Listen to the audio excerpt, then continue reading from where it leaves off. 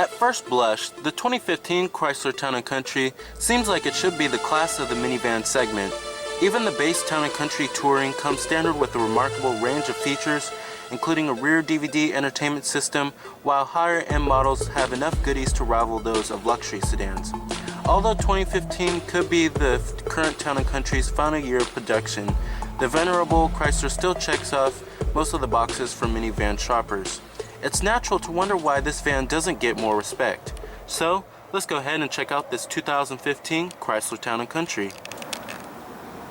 Now, as far as styling goes on the Town & Country, it's a minivan. You know, minivans aren't supposed to be about stylish transportation family hauling. It's supposed to be about practical family hauling.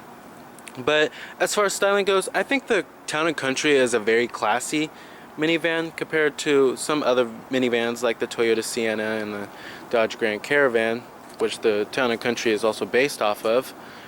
But I just think it's more of a classy minivan than more of a stylish. It's more elegant. Now, our Town & Country we have here is also the touring trim, and it has two packages. It has the Safety Tech package as well as the Driver Convenience package. Now, the Safety Tech package costs around $2,000, and it comes with automatic high beam control, rear park assist, and blind spot detection as well. Here's the key fob. I really like the key fob. It has a pretty nice and high quality design. You have your panic button up here, your unlock, lock to release your tailgate, and then you also do a remote engine start, and then for your power sliding doors too. Now, it is a silver metallic exterior with smart key access on the driver and passenger door, with a black cloth interior, power driver seat controls, power recline, and power lumbar too. Now, stepping on into the interior of the Town & Country, as you can see, it has a pretty classy and elegant looking design, especially with the nice wood trim going through pretty much the whole entire front part of the cabin, which definitely makes the interior a lot more classy feeling. Now, you do have push button ignition. Just put your foot on the brake, hit the button to start, of course.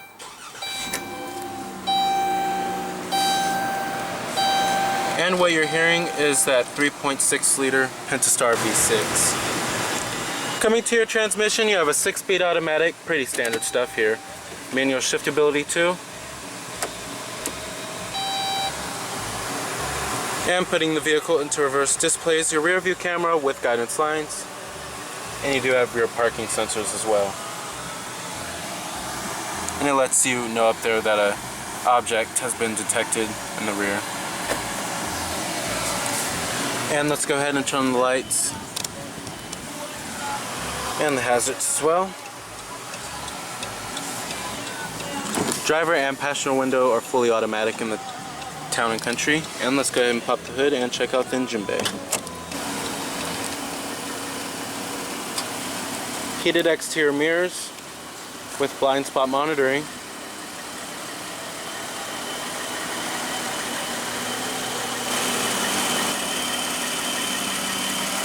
Halogen headlights with your halogen projector beam fogs.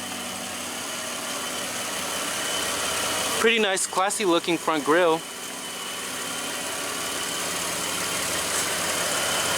Definitely spices up the exterior of the Town & Country a little bit more. Under the hood, you'll find Chrysler's corporate 3.6 liter V6 with variable valve timing, producing 283 horses at 6,400 RPM and 260 pound-feet of torque at 4,400 RPM. Expect EPA estimates of around 17 in the city and 25 on the highway. It's one of the most powerful powertrains in the class.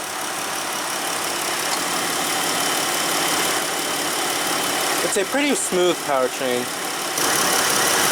It's a pretty smooth powertrain overall. However, there are occasional rough shifts from the transmission. Now pricing of the Town & Country starts at the Touring trim, which starts at $30,765, and then you have the S trim, which starts at $32,995, and that's supposedly supposed to be the sport trim of the Town & Country. I know Town & Country and sport doesn't really go together very well. However, minivans nowadays are trying to be more hip and cool.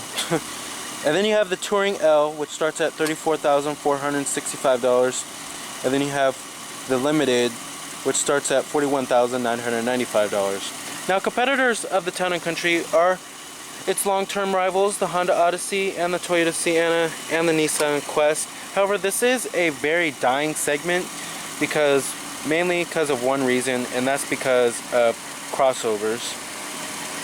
Crossovers just don't have the stigma of a minivan.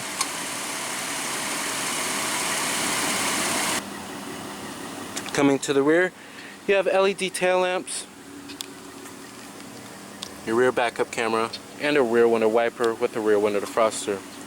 Now, the Town & Country was last heavily updated in the 2011 model year, and that's when they introduced the new taillight design, as well as they really reworked the interior a whole bunch, but it's now in need for another update. Now, like I said, EPA estimates are 17 in the city and 25 on the highway. Total vehicle price for this particular Town & Country is $35,230. Nice soft touch armrest with nice stitching, soft to the touch on the mid door panel and the upper door panel too. Chrome door handles, power door locks, power windows, and your power mirrors. And then you can actually bring out these windows if you want a little bit more air for the third row seating passengers. Just press this button right here. And let's go ahead and rev it up.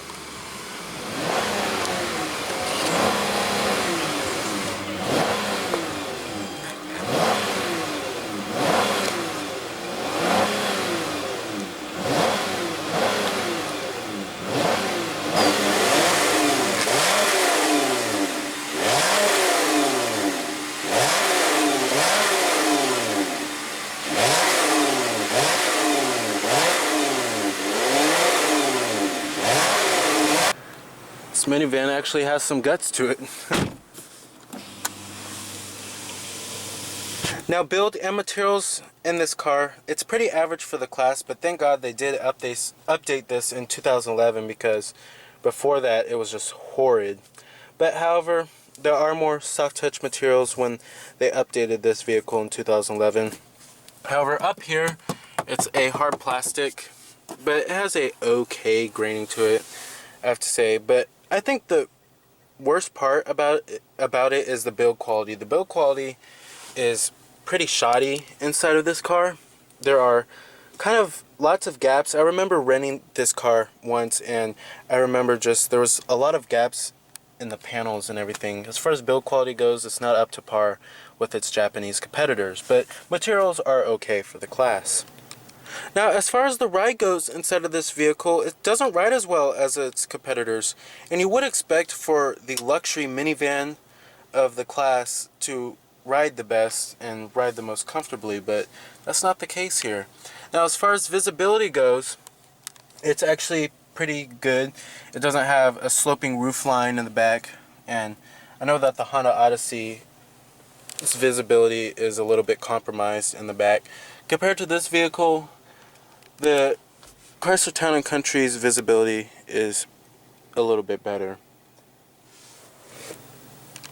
Now, as far as the steering wheel design goes, I've always liked this steering wheel design. I think it looks pretty classy. I love how thick the steering wheel rim is. But you do have your Bluetooth, your voice recognition, and then these controls right here control your little information center, which I will get to in just a second. And then you have your cruise control buttons over here. Pretty standard stuff. And then you also do have a manual tilt and telescopic steering wheel.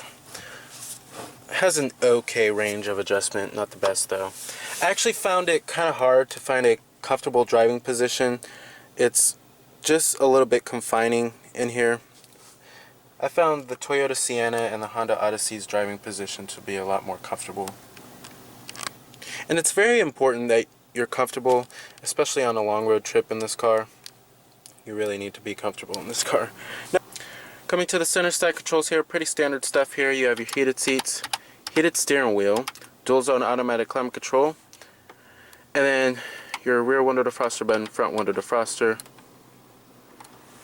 and then your rear air, and then you have your econ button for saving fuel, 115 volt power outlet, and then your traction off button. Now, I've always liked this clock. I think it has a definitely gives the interior of the Town and Country a much more classy feel. Coming to interior storage, this is a very important fundamental area. You have your cup holders. The interior storage is not as good as some other minivans like the Honda Odyssey and the Toyota Sienna. I noticed they're a lot better when it comes to interior storage.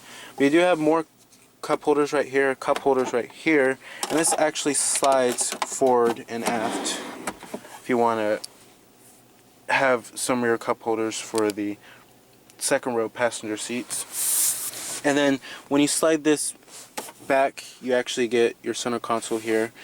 Power outlet. The center console is decently sized. And then down here, this can actually come out. Now, coming to interior storage, I noticed that it's not as good as some rivals in the class, and this is a very key fundamental area in the minivan segment. You do have your cup holders right here. There's lots of cup holders in this car, of course, and then you have your storage right here. Little storage cubby down there and two 12-volt power outlets. Right here you have more cup holders and cup holders for the rear when you slide this forward and aft. And then you do have your center console here when you slide this back. You have your power outlet, and the center console is decently sized. Coming right here, you have your armrest. Now coming up here, you have your auto dimming rearview mirror, interior illumination lighting, LEDs, sunglass container with a conversation mirror, your power sliding doors, and then your power tailgate, garage home link. Now, as far as the seating comfort goes, the seats are actually kind of narrow, and they just don't have a lot of cushion to them. I noticed that the Toyota Sienna has much more comfortable seats. I'm just not a huge fan of these seats or the design of them either. There's very narrow seats, and however, thigh support is okay. I will give them that. Coming to the main head unit here, I am not a big fan of this head unit. I would love to see Chrysler's more modern U-Connect system. Unfortunately, that is not in here. This system is pretty old. It's getting very long in the tooth. This dates back all the way back to 08 or 09. The rendering of it is very crummy. You have your AM, FM, your optical disc drive is right here. And then you can load your DVDs into there. Series satellite radio, your auxiliary input. Coming to the nav, rendering of it is also very crummy. Everything about this system is pretty much very, very dated. But at least you have a hard disk drive where you can load up some pictures onto the system. Now let's get to the little information center here. This is basically going to show you all your vehicle information, like your exterior temperature readout and then what direction of travel you're going. All that basic stuff. You can change the language too. Pretty interesting there.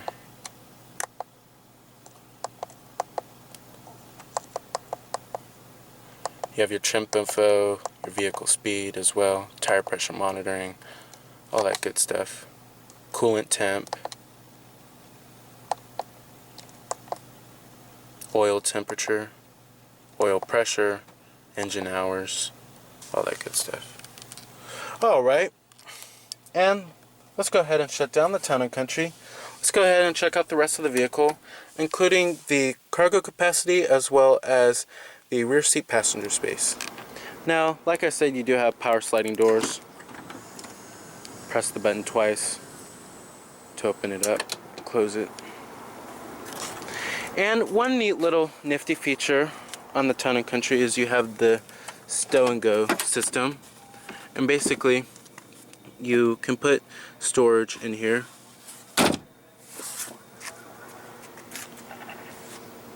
And then you can put this seat down and it folds right into the flat into the floor as well. Second row seats also do recline too. Now sitting back here, it is much more comfortable than the front. And you do have dual mat pockets back here and captain's chairs, of course, with armrests on both sides. It's very comfortable back here. And like I said, you do have second row reclining seats, and then here's your air conditioning, and then a rear seat DVD entertainment system too.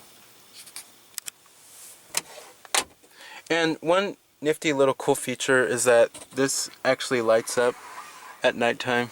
I found that pretty interesting. But that was introduced way back in 2008. But overall, it is much more comfortable back here than in the front.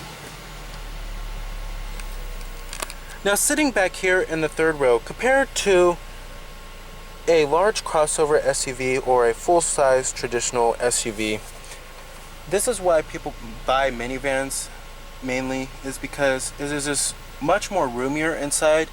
And then these seats are actually decently comfortable, and I can actually use them on a long road trip and be very comfortable. Whereas a traditional SUV or a crossover, I wouldn't be comfortable at all on a long road trip in the third row. You do have manual sunshades back here, and manual sunshades for the second row too, of course, and then cup holders back here as well. It's actually very comfortable back here. The only complaint I do have is I would like to see a armrest right here. Other than that, it's a really nice place to be in. And you also do have a little storage cubby right there. Another one, and another one. And then interior illumination lighting, LEDs back here as well. Power tailgate, like I said.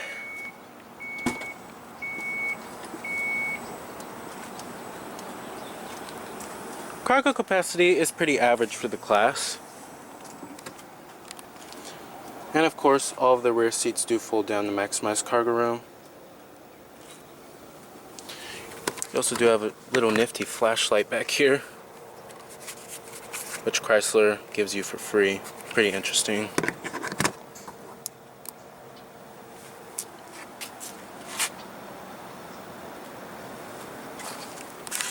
But to fold the rear seats down, you just have to follow the steps given.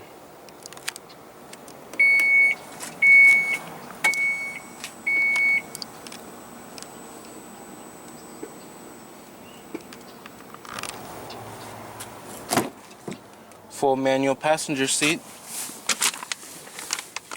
2-tier glove box.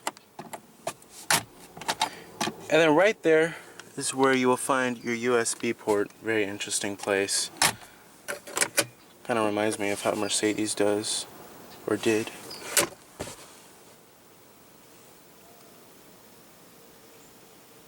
Alright. So with its comprehensive equipment and nifty stow-and-go seats, the 2015 Chrysler Town & Country looks great on paper, but rival minivans are fundamentally more refined. Now, that's not to say that this is a bad minivan. It's definitely a pretty good minivan overall. It's just that there are some competitors that are just slightly better.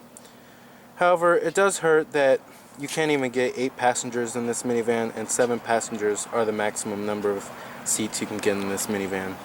So remember that this is Cameron Birch from Cameron's Car Reviews.